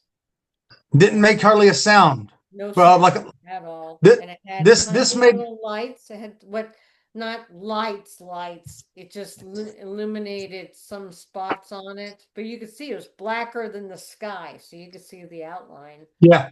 And so on the MUFON database, the Mutual UFO database, I looked like a week later because I'm like, my friend didn't see it. I saw it. I'm like, okay, was that birds flying in a V or something? And somebody reported in West Palm Beach seeing the exact same thing 3 minutes after I saw it. Whoa. So it went south and then it crossed over the state around West Palm Beach. So 3 minutes later was when they saw the same thing I saw. But yeah, Mike, it's very similar to what you saw. That's crazy. Yeah. Hey, if Tommy, if you get some time, check out some of the videos that we've posted over the last few weeks. You're going to see something really cool that just happened. Like me and my family, my kids one day and Christina's kids another night, within 4 days of each other, had 2 Class A sightings in the area we've been going into. Interesting. Man. But I found this footprint after we had the Class A. Man. And that's a big footprint. Is that the 14-inch one? This one's not that that's huge. A different one. Oh, you got so many, man. What one's that? How big's that one, roughly? About 10 3/4 long, but about 3 inches wider than my foot, 2.5 inches wider than my foot. Man. Wow. But we had some crazy stuff happen 3 days in a row. Or with it, three Friday night. I mean, do I have enough time? Absolutely. Quickly? As long as you guys are happy. Yeah, I've got all night, guys. We had seriously maybe the freaking coolest thing a family could ever. I go out with my family all the time. So me and Christina, we wanted to take the kids out to go to our spot at night and go trail ride a little bit in the Jeep. And I kind of drive into some areas I'm not usually supposed to go to probably, but I have a little Jeep and I can get in there. I can follow the 4-wheeler trails in. So we go in there. I'm not recording. She's not recording. It just got dark. It's about 8 o'clock and it was just getting dark. And as you pull in, you have to go down the hill. You come in and go right down the hill and right out the back. And then there's a road that goes through and there's hills and stuff and you can go walk around them. And we pull in, start going down the hill, and I locked it up. Whoa! There were the 2 most big, beautiful eyeballs staring at me from about 30 yards away. And it went like this. Like picture, it went like we saw its head move and like there's these eyeballs. Whoa. But they're like this big. Christina's right next to me. Her daughter is behind me and her son in the other seat. And her daughter goes, "Oh my God." Like, and Christina, I'm like, Christina's like this. Like she said she blinked like a long blink and opened her eyes and it was still there. She knew it was real. But Me and Kate saw it clear as day. Like this thing, his eyeballs were so big. They were like this, like that far apart. But here's the Whoa. best part. He was down like this. We think he was hunting deer, because she saw deer eyes also farther back take off. So he's here. He looks away, looks back, and then stands up. I thought it was big already. That thing went up another 3 foot, taller. Whoa. Then he looks down to cover his eyes from the light, and he took 3 big steps and was gone. Right in front of us. I didn't record a damn thing. No, but you don't. You don't expect these things to happen. That's wild. I was there for 15 seconds. I just pulled in. I did not think at all to start recording right off the bat.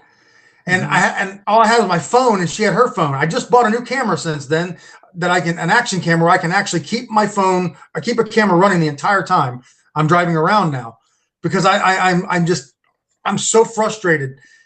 For 15 seconds almost, we watched this thing and his movements and what he did. When he went up, it was the freaking coolest thing ever, man. To watch these eyeballs, it was yellowish green, bright yellowish green. And the way he looked down and then he took those steps and was gone. But wow. This footprint, I went in there with my son. So my kids were jealous, all right? My kids were super jealous that they didn't get to see this, because they're the ones that go out with me. Her children don't go out with me a lot, and my kids do.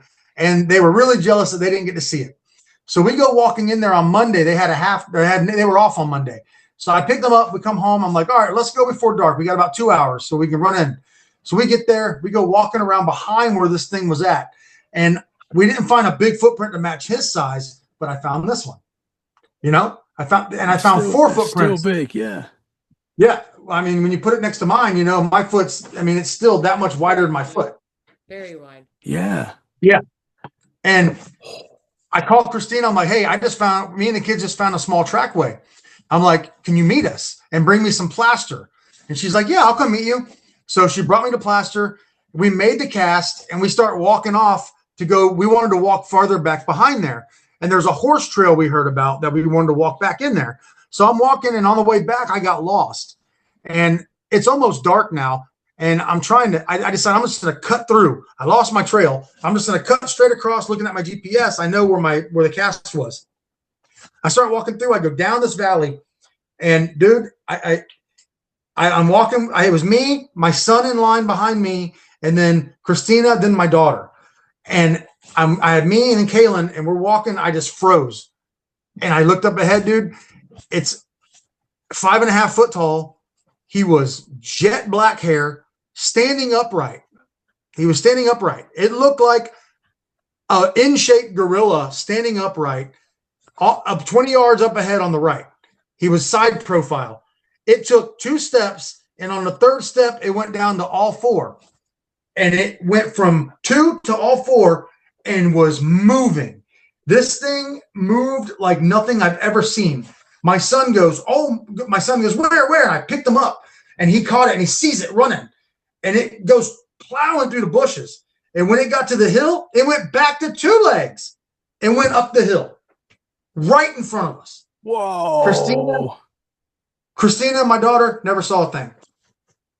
Like, my daughter starts crying. We did a little video. My Christina was kind of like recording our reaction. She started recording as soon as to see it in case it popped back up or whatever. And she's recording my reactions and stuff. And you can see it, him and my son. And my son thought it was a rabbit at first because he couldn't see. And I picked him up. He's like, oh my God, he sees it, Then he sees it going.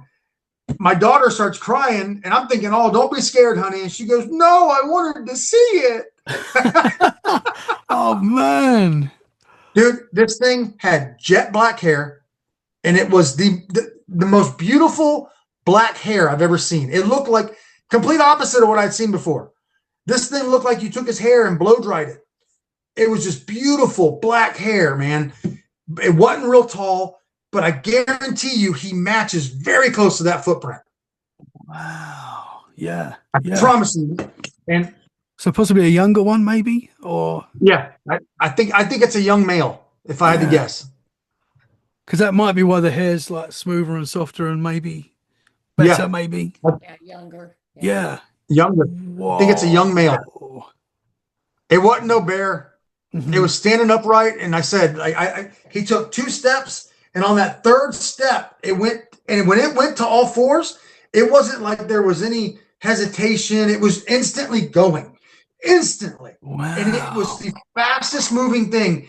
I've never seen anything move that fast Hmm. through the trees, just crashing through it, and then you see him go back up on 2 legs. I don't know if he reached out and just climbing or if he went to 2, but he went back up on upright and went up and was gone. Man. Freaking incredible. Yeah. And again, I wasn't recording. And like, Well, these things happen so quick, don't they? You know, and it's so hard. You don't even, when you're seeing something amazing, you don't even think of grabbing your phone. You know, your cell phone. but that's, But camera. you've got to take your eyes off of it. Yeah. And you have to look at Yeah. the phone and you don't want to. Mm-hmm. Mm-hmm. right. It was gone that fast. Yeah. Like, I'm taking Marie and Bob over to the exact spot Sunday. We're going to go in there. I can show them right where it happened. I kind of made a little gifting area in there, and my daughter took and put this feather, and she tied the feather like a little square knot to make a circle, and she put it up on the tree, and then she put this other little toy on another spot. We came back the other day. The feather was off the tree, opened up, flattened out, and the toy that was over here was on top of the feather holding it down on the ground. Whoa. There's some Man. seriously awesome weird stuff going on in this area, you know? Absolutely, man. Well, you guys, you're out in the field so much. You know, you talk to some researchers that are out every couple of months, maybe twice a year sometimes. You guys are literally doing this every day, every weekend. You know, Mike, it sounds like you're out every day. But Well, Marie, I know you're out yeah. every weekend. It's great, man. And it's why you're getting so much cool stuff. Mhm. Yeah, we live in Florida, so we don't deal with snow. And, Yeah. so we can go out year round. Of course, summertime is miserable, Hmm. but we can. And the rainy season's coming. Yeah, yeah. So we're trying, in this time of year, we're trying to get, I'm not working on a normal job right now. So I have more time than I normally do, which has been a godsend at the same time and horrible on the other side. But I've had a little extra time, and it's not that hard for me to go run up. I'm 15 minutes away. So, and to where a major forest is, you know, and we found this area. We found the area from a friend who's become a friend of mine now, Mike, and he had a Class A sighting in this real close to that area. And then I'm like, well, if that area he's having it happen here, this could be the main area. What if there's caves in here and other things going on? You know, it's a very unique area of Florida. There's a lot of hills and cave systems back here that doesn't normally happen in Florida. And there's something really special about it. And to have the big one we saw, and then the smaller one, there's a family back there, and they're starting to interact. They're not threatening. So this could be something really, really cool coming up. Absolutely, man. Have you got time to tell us what Mike saw? His Class A sighting? What's that? Have you got time to tell us what he saw in that same area? Oh, Mike. What Mike saw? Yeah. Wait, what Michael saw. Oh, Sorry, sorry. man. I'm like, I confused. Mike's. I know. I confused myself. Mike. No. His name's Mike Noga, and he's a super nice guy. He's become a really good friend of ours, and we met him, and he reached out to me because he lives out in the area, and he'd been going in. He's like, listen, I know you do research, and I see you've been out here a lot. And he told me what he did, and he took me out to where this was by a cemetery, and he had this. He walked up and he saw something, and it wasn't that big, but he had heard a sound. Him and his girlfriend were just out there hanging out by it, and he was watching it. He said it was doing this by the tree. It was just moving funny. It's this weird figure, and he said he shined the light at it, and it kind of rose up, but it was only like 5 foot tall. But like put his hands out kind of funny and did like a chimp walk almost, and disappeared, like walking off across the road. Like I told him, I said maybe it was trying to act like it was bigger, because it was a juvenile or something, and you caught it off guard. But he said he has no idea what the hell he saw. He thought it was a bear maybe at first, but he's like, but he saw its hands. He's like, I know it had hands. He's like, it looked like a chimp. Man. And he saw that not too far from the same area again, you know. So it's like and then on the other side of this area, he had another sighting over there. He had an eye shine, really good eye shine on the other side over there too. So it's just a super active area, you know? Yeah, man. Interesting stuff, guys. Well, it sounds like there's going to be a lot more happening. Oh You yeah. know, the Oh, more yeah. you guys research, you're going to get some interesting information. Hopefully we Interesting stuff, message guys. you one day. Hopefully one day you look at the internet and you're like, oh my God, they found it. And you see me and Yeah. Marie and Bob and all of us watching this thing go running by, walking by. The Patterson Gimlin. We need a new Patterson Gimlin film. Yeah, That's we what we do. need. Yes. We need a Yes. we need a new one. I think that's great. And I don't know what you guys think of the Patterson Gimlin film. I think that's legit. I really Oh, do. yeah, we do. I do. I think it's legit. Me too. Yeah, I think that is. I know it's controversial and some people say it's not, but I am in the camp that it is real. And we need a new one.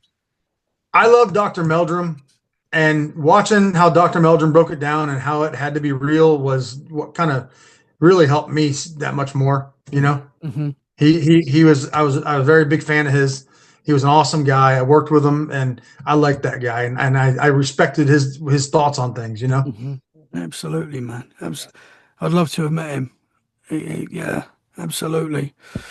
I mean, I don't know how anyone. I mean, I get it, but it's so good. It's obviously that was taken in the '60s, and it's like it's an amazing. I don't think they could have done it then. You know, I don't think they could have faked it Yeah. that good. You know, so for me, I think that's real. Yeah. Yeah, we need another one of them, guys. We need another. We'll work on it for you, okay? What do you think it Yeah. would take? What do you think it would Man. take to prove it to the world? I still don't think they'll believe it.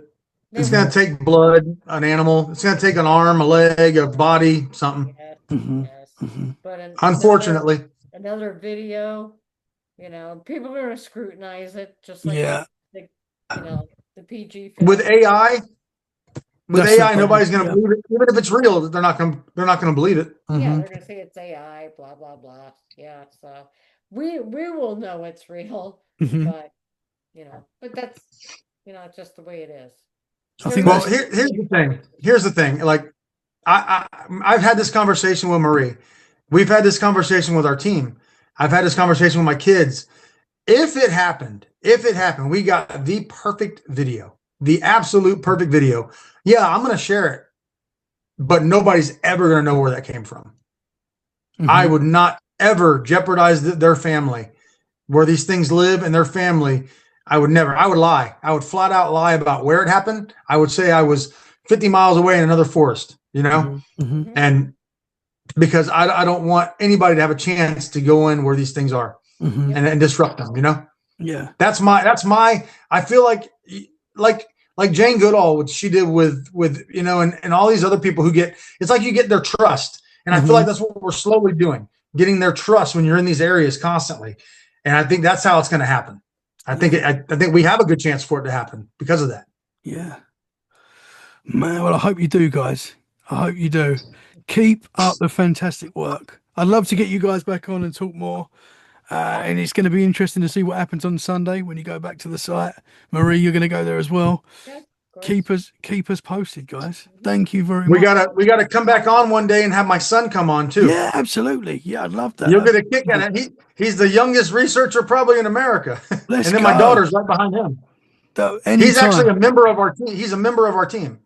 How old is he again? 11. Whoa, that's definitely the youngest. Wow. My daughter's 7. Dude, if you watch some of the videos, watch the latest video I just put up on YouTube, and watch this it's Squatchin' FL. Squatching And FL. check out Squatchin' FL. You check out the video that I put up. I just did one. I do them with me and my kids usually, and that's the place I put my family videos usually. But I just did one with them two, just them two and me, and I'm so proud of them because they're awesome. He takes the phone. I've got my camera on and he's got the phone and he's doing his own thing, walking, telling you what he's seeing. They're awesome, dude. You would never know. Like they walk you through everything they see. It's so cool. They're Love badass. that, man. Love that. Well, they're the next generation. They're going to keep this going. For sure. Awesome stuff, guys. Guys, can you tell the listeners where they can find you and your research and everything? Okay, so I have a group on Facebook, Mid Florida Bigfoot Research Group. We also have a website, and there you can see a bunch of our really cool photos where I posted links to podcasts, all kinds of things, bios about the team. That's midfloridabigfoot.com. Also have an Instagram account by the same name and a YouTube channel, Mid Florida Bigfoot Research. And they're just short little videos that show you specifically something we want you to look at, like something unusual we found.